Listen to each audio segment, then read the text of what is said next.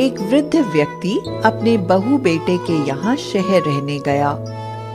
उम्र के इस पड़ाव पर वह अत्यंत कमजोर हो चुका था।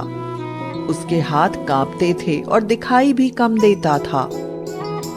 वो एक छोटे से घर में रहते थे।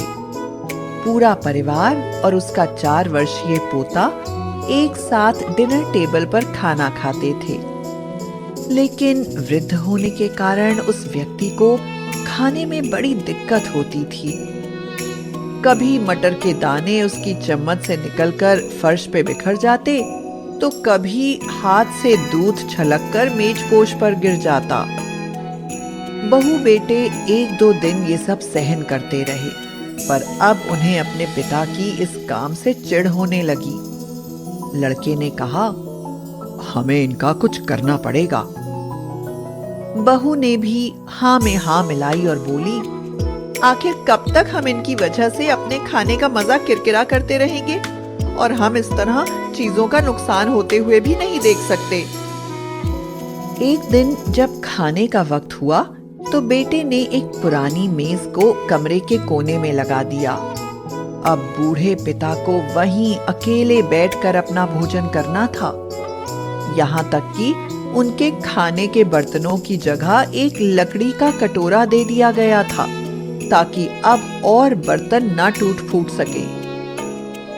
बाकी लोग पहले की तरह ही आराम से बैठकर खाते और जब कभी कभार उस बुजुर्ग की तरफ देखते तो उनकी आंखों में आंसू दिखाई देते।